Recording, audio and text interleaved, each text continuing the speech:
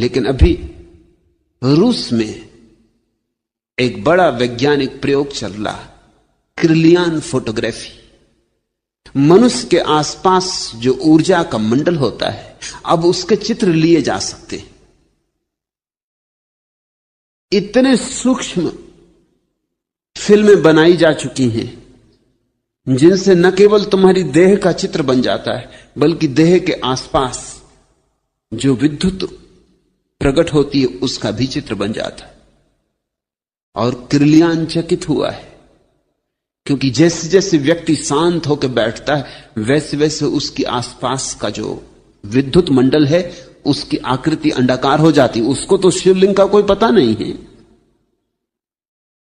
लेकिन उसकी आकृति अंडाकार हो जाती। शांत व्यक्ति जब बैठता है ध्यान में तो उसके आसपास की ऊर्जा अंडाकार हो जाती। अशांत व्यक्ति के आसपास की ऊर्जा अंडाकार नहीं होती, खंडित होती, टुकड़े टुकड़े होती, उसमें कोई संतुलन नहीं होता। एक हिस्सा बड़ा, एक हिस्सा छोटा, कुरूप होती।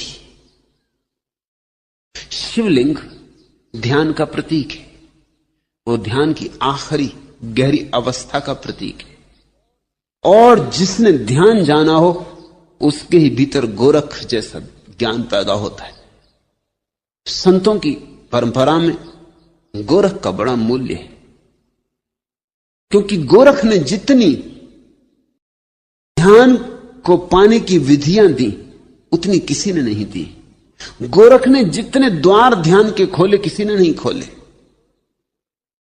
गोरख ने इतने द्वार खोले ध्यान के कि गोरख के नाम से एक शब्द ही हमारे भीतर चल पड़ा, गोरख धंधा।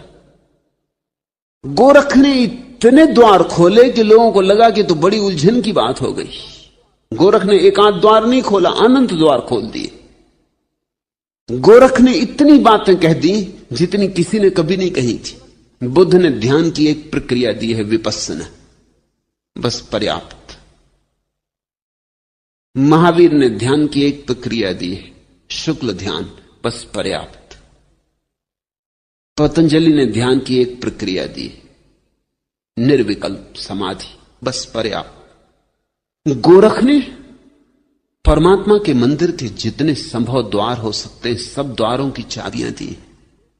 लोग तो उलझन में पड़ गए, विभूचन में पड़ गए, इसलिए गोरख धंधा शब्द बना लिया। जब भी कोई विभूचन में पड़ जाता तो वो कहता बड़े गोरख धंधे में पड़ा हूं। तुम्हें भूल ही गया कि गोरख शब्द कहां से आता है, गोरखनाथ से आता है। गोरखनाथ अद्भुत व्यक्ति है, उनकी गणना उन थोड़े से लोगों में होनी चाहिए। कृष्ण, बुद्ध, महावीर, पतंजलि, गोरख, बस इन थोड़े से लोगों में ही उनकी गिनती हो सकती। वो उन परम शिखरों में से एक है। लाल कहते हैं गोरख सा ज्ञानी नहीं हुआ, क्योंकि गोरख ने जिस भांति अपने को मिटाया। गोरख कहते हैं मरो है जोगी मरो, मरो मरण है मीठा, तिस मरणी मरो जिस मरणी मर गोरख दीठा। कहते हैं योगियों मरो, क्योंकि मरने के सिवाय और कोई उपाय नहीं। अहंकार को गलाओ, जलाओ, भस्मीभूत कर दो। मरो है जोगी मरो, क्योंकि मृत्यु से ही तुम अमृत पा सकोगे। मरो मरण है मीठा।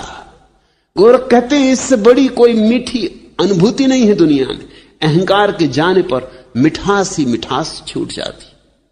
अहंकार कड़वा है, नीम सा कड़वा है। अहंकार जहर है और हम उसी जहर से भरे जीते, उसी को हम जिंदगी कहते हैं। फिर स्वभावतः हमारी जिंदगी में अगर सिवाय दुख, पीड़ा और कांटों के कुछ भी नहीं होता तो आश्चर्य नहीं। फिर अगर हमारा जीवन एक नर्क की कथा ही होती तो कुछ आश्चर्य नहीं। गोरख कहते हैं मरो मरण है मीठा। काश तुम मर सको तो तुम इस जगत के अपूर्व मिठास को उपलब्ध हो जाओ, मगर मरने की कला है। तिस मरणी मरो, उस मरण को सीखो जिस मरणी मर गोरख दिठा। गोरख भी मरा और मर के उसने देखा, मर के पाया, मिट के पाया। बूंद जब मिट जाती तो सागर हो जाती, और बीज जब मिट जाता तो वृक्ष हो जाता। फिर आता है वसंत, खिलते हैं फूल और पक्षी गीत गाते हैं और सूरज की किरणें